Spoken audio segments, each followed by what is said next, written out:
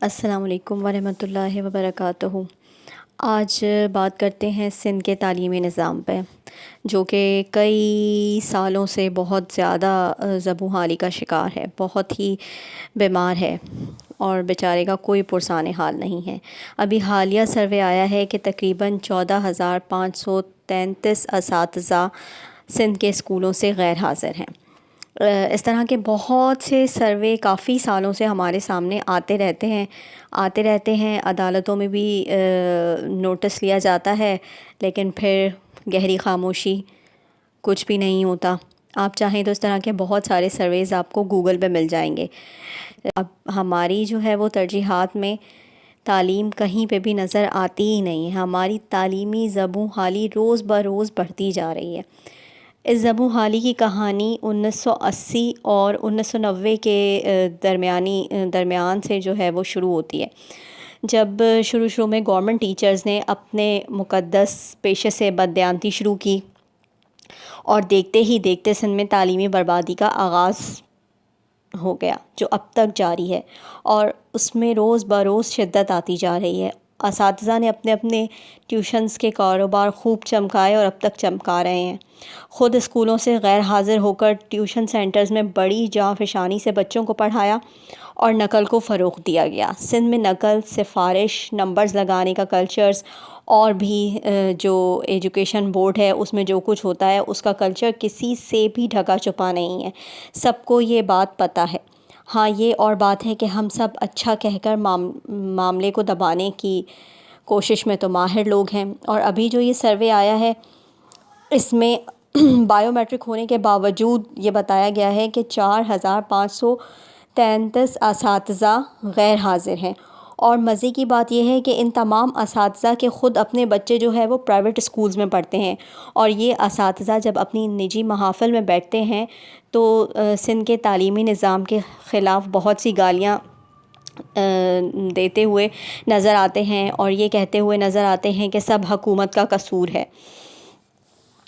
کسی اسکالر نے بہت خوب کہا تھا کہ اگر کسی قوم کو ترقی سے روکنا ہے تو اس کو ایسی تعلیم دو کہ وہ سوچ اور شعور سے عاری ہو، یعنی اس کا سوچ اور شعور سے دور دور تک کا کوئی واسطہ نہ ہو۔ آج اگر ہم اپنا سندھ کا تعلیمی نظام اٹھا کر دیکھیں تو وہ اس بات پہ پورا اترتا ہوا نظر آتا ہے۔ پچھلے کئی سالوں سے اگر آپ موازنہ کریں، تمام صوبوں میں سب سے بری حالت سندھ کے تعلیمی نظام کی ہے۔ کچھ عرصے تک کراچی میں پھر بھی بہتر حالات تھے، لیکن اب کراچی کی جو تعلیمی معیار ہے وہ بھی پچھلے سالوں جیسا نہیں ہے، وہ بھی دن بدن روز گرتا چلا جا رہا ہے۔ نقل عام ہے ہر جگہ پہ، گورنمنٹ اسکول اور کالجز کے برے حال ہیں۔ یہ کراچی کی میں بات بتا رہی ہوں آپ کو، اور آپ چاہیں تو جا کے دیکھ بھی سکتے ہیں۔ اگر آپ ان گورنمنٹ کالجز اور اسکولز کا دورہ کریں گے تو آپ حیران رہ جائیں گے کہ ہم کن خوابوں کی دنیا میں رہنے والے لوگ ہیں۔ ہم حقیقتوں کا سامنا نہیں کر رہے، ہم اپنے مستقبل کی تیاری نہیں کر رہے کہ دنیا کہاں پہنچ گئی ہے اور ہم ابھی تک کہاں بیٹھے ہیں آنکھیں بند کر کے۔ ان گورنمنٹ اسکولز اور کالجز کا فنڈ کہاں جاتا ہے یہ کسی کو بھی پتہ نہیں ہے، بس یہ فنڈ آتا ہے اور چلا جاتا ہے، آتا ہے اور چلا جاتا ہے۔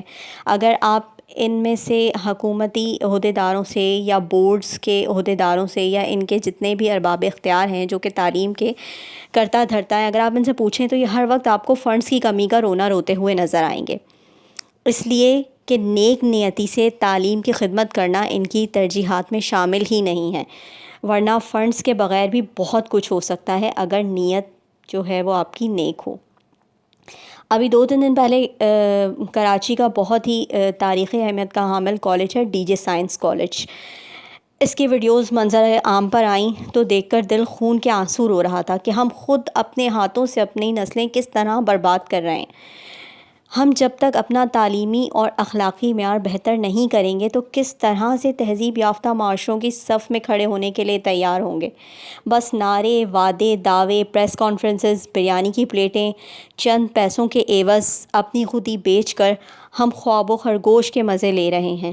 تہذیب سکھاتی ہے جینے کا سلیقہ، تعلیم سے جاہل کی جہالت نہیں جاتی۔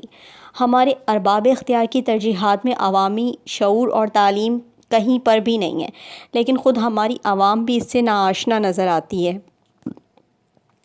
کہ تعلیم اور عوامی شعور کس بلی کا نام ہے۔ اب میں یہاں پر تعلیم کا جو بار بار کہہ رہی ہوں تو اس کا مقصد یہ ہے کہ حقیقی تعلیم، صرف ڈگریوں والی تعلیم نہیں، وہ تعلیم جو جہل مٹا دے، وہ تعلیم جو عوام کو اصلی شعور عطا کرے۔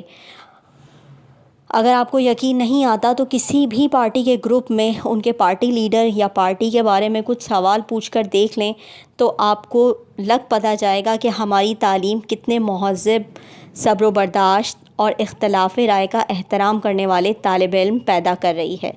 تو بس بات پھر وہی ہے کہ جناب ہم جس شاخ پر بیٹھے ہیں اسی کو کاٹ رہے ہیں تو ہمارا انجام کیا ہوگا؟